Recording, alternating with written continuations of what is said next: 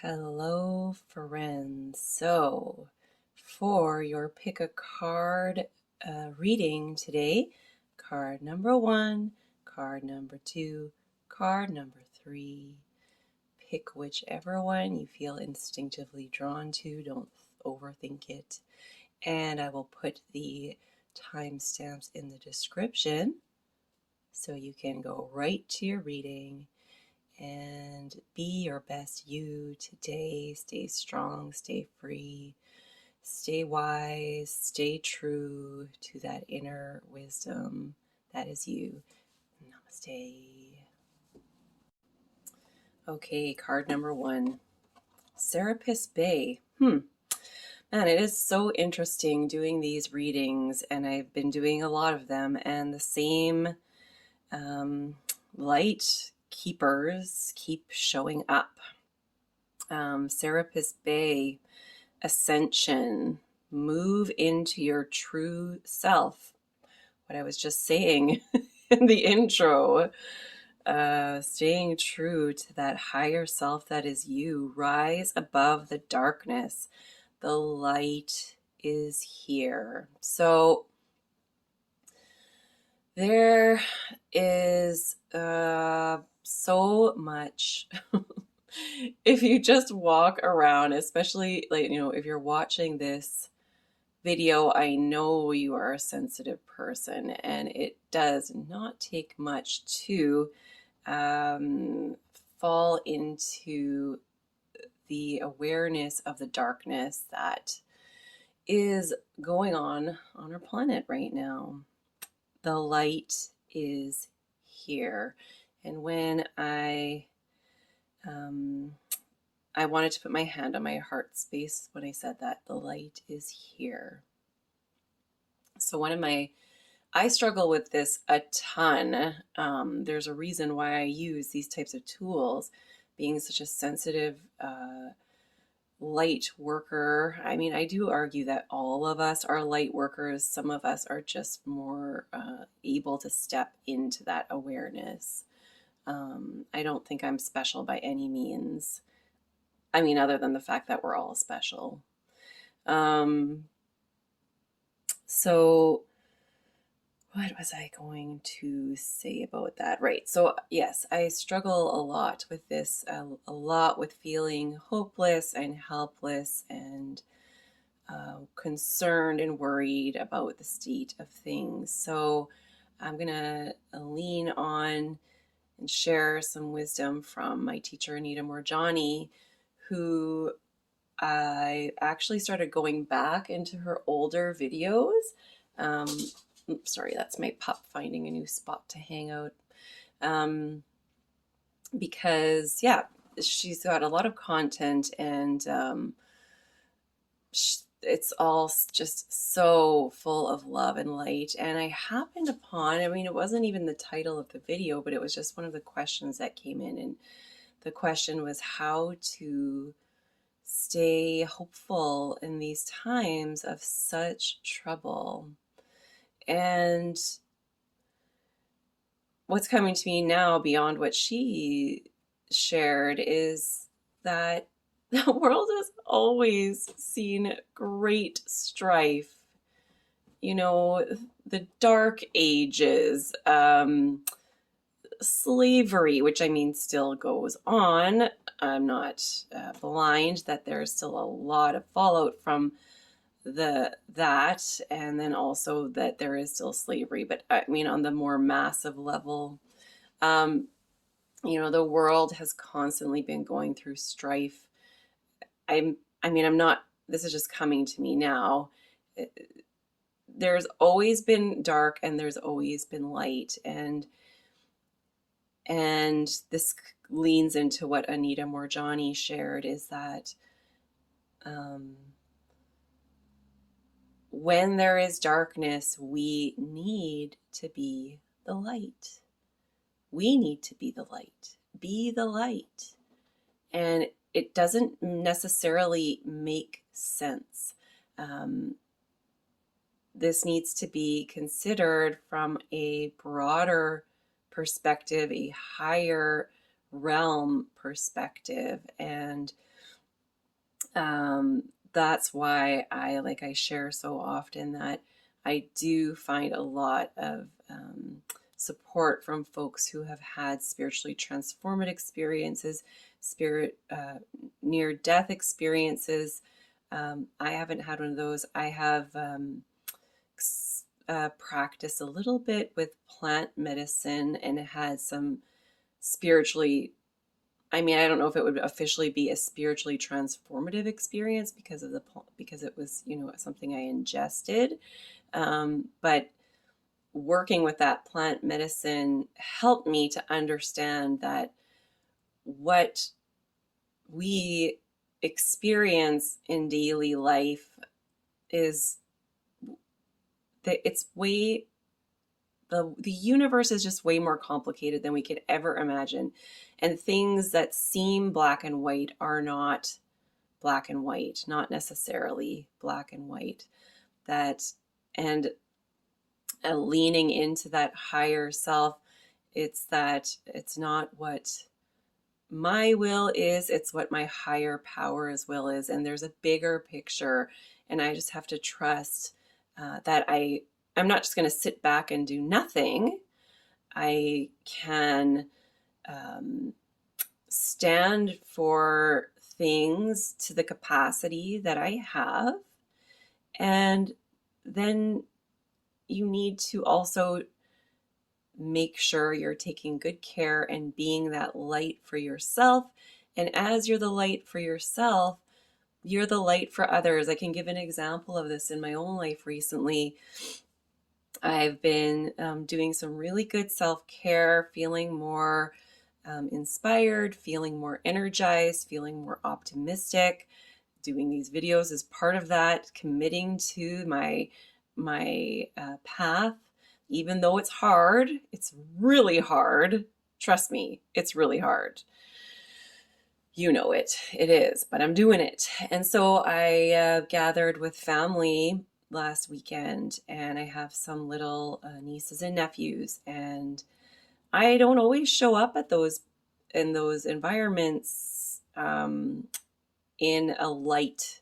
a feeling light way, and but because of course with extended family it can be complicated, and there's a lot of complication in my extended family, which I've learned how to navigate with love. But sometimes it can really bog me down to be in that environment.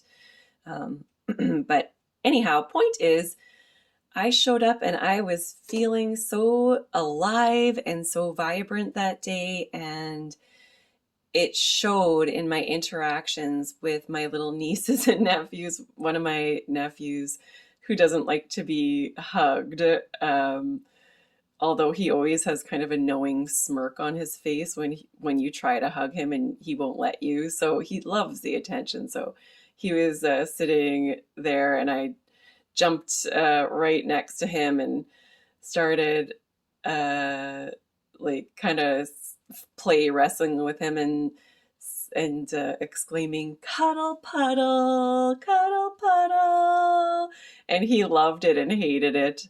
And then my dog came and jumped in, and my parents' dog came and jumped in, and my little 5-year-old niece came and jumped in. And it was just this really beautiful, authentic expression of pure, unconditional love that was just so precious.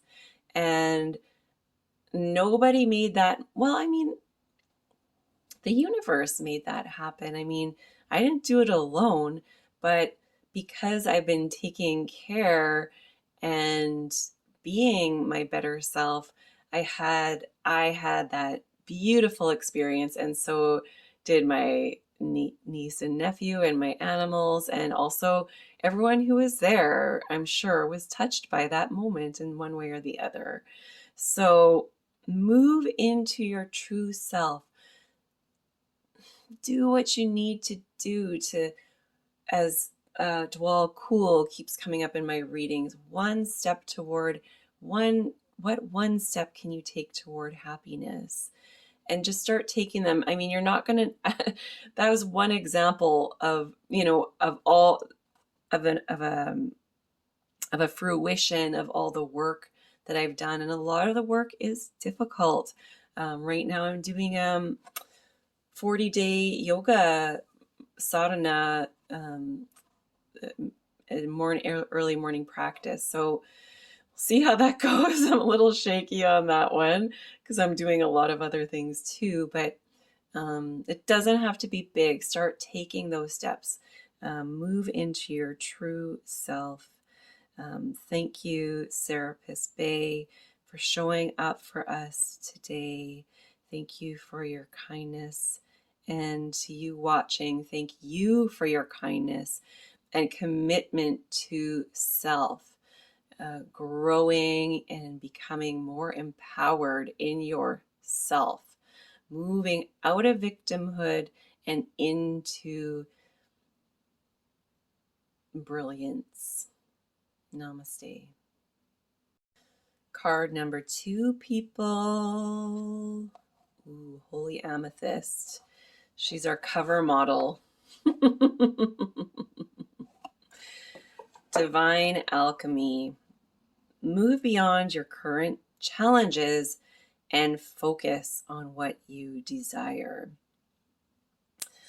So this is something I've been practicing a lot lately. Actually, Holy Amethyst came up for me in a 2-card reading I did for myself in terms of how to expand what I already have. So there's always going to be challenges that want to pull us away from our heart's desire. And when I say heart's desire, I mean with a capital H. So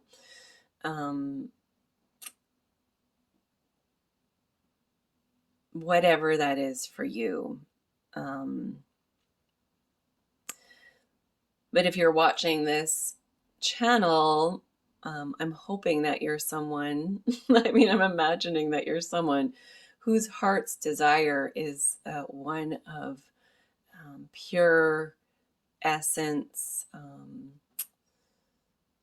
for growth of goodness and healing for yourself and for those around you and for the planet.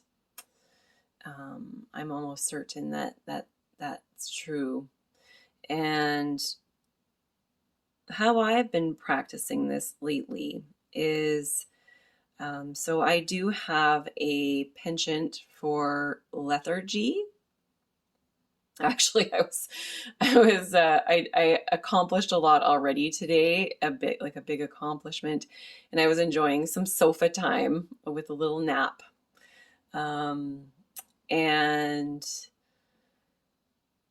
I recognized when it came to the point where it was no longer a restful nap and it was an escapism nap. And it started to not feel good. So probably all of us have this type of experience on some level when we allow ourselves that rest and treats. Whoa, my dog didn't actually perk up when I said that word. That is absolutely a part of life. But being aware when it shifts into escapism, and usually that escapism is because our challenges that cause us to want to retreat and isolate and stay quote unquote safe. So in those moments, I'm reminding myself of this message from Holy Amethyst to focus on what I desire. And what I desire for myself is to create a community of loving beings that I can support and that I also receive support back from in the form of the ability to step into this role as a stand for light and truth and inner wisdom. And so how I practice this is in those moments. So today I remembered focusing on what I'm desiring. I have to make a life for myself. And of all the different paths I've tried in my life, I'm 46 years old. I've had many different careers. And this is finally what feels like is right for me in terms of my work here on this planet. And so, what steps do I need to do to make that happen?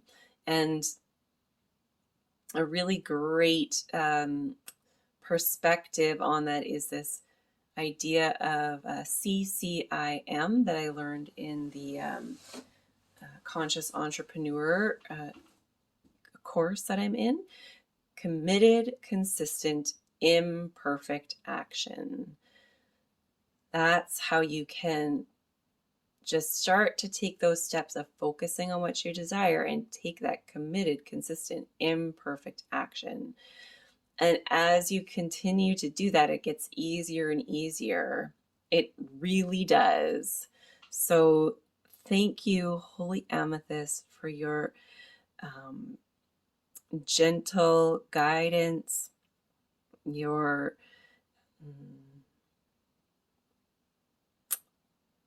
enrapturing of love and connected to expansion and hope, trust, and faith.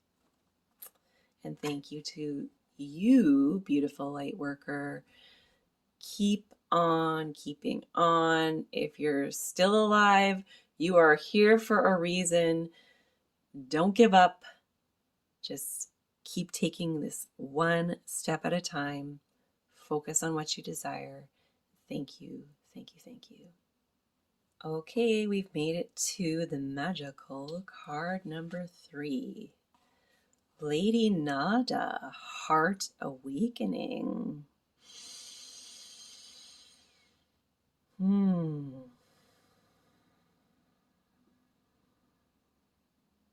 Taking a deep breath. Awaken to acceptance and divine love. Give and receive in balance.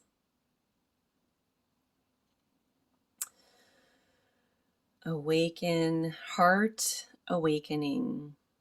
So I talk a lot about this on my channel, this receiving and giving in balance, giving and receiving in balance. And for those folks out there, most of you watching will be identified as empathic, light workers, sensitive beings.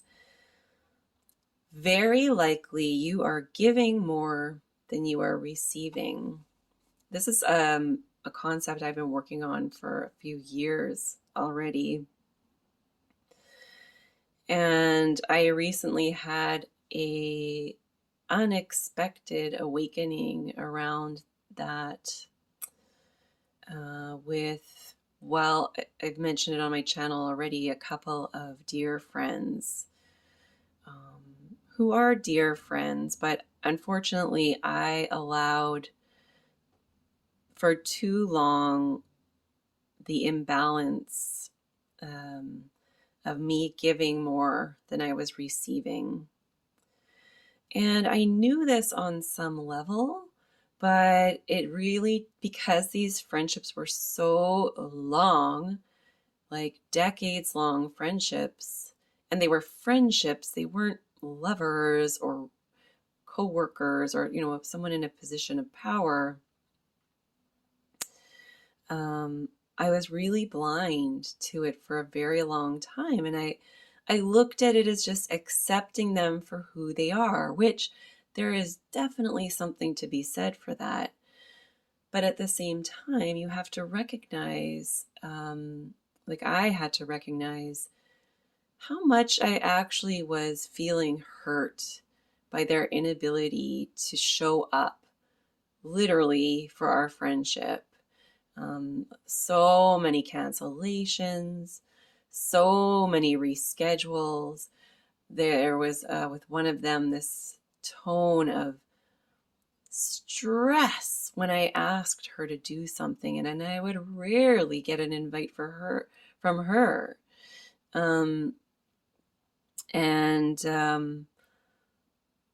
So I was giving too much in those instances. So this might be something you've already been working on. And if you're not, this could be the first step for you to start recognizing relationships that are not reciprocal, and starting to look at ways to maybe share with these people that something's not working for you.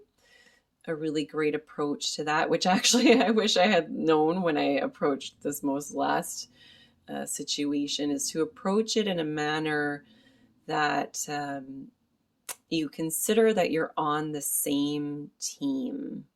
Approach it with a curiosity.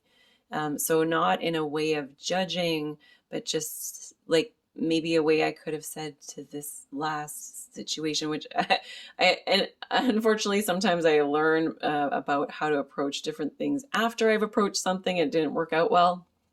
But I do believe all is as it should be. Maybe I can share this, and it doesn't mean that it would have gone differently either, but it could have been a different approach, is just to be like, hey, like, I really do care about you so much. And I just feel like I've had this recent awareness that I haven't really been fully aware of until recently, and that it's a really old pattern of mine that's been showing up in our friendship. And it's one that probably we've even talked about together with, in terms of relationships that I've had with other people, but I'm just feeling like that our friendship is feeling quite unbalanced, and I was hoping you could help me understand more what's going on with you, why I might be feeling this way. And yeah, like, are you willing to discuss it with me? So that could have been a better way, but the point is, I invite you to use that approach if you can. And I didn't practice that at all. I just tried to think of coming at it from a way of not judging her and wanting to be on the same team as her, like imagining that you're on the same team, imagining that there's no hostile actions going on. There might be. Let's not be, I don't think there was in this situation. I think it was just a matter of me allowing this for so long. But I mean, not everyone is going to be able to receive even that approach. And whatever happens, if there is something you need to address with someone where the relationship is feeling imbalanced, awaken to the acceptance of what comes from that, and divine love, and trust that all is as it should be.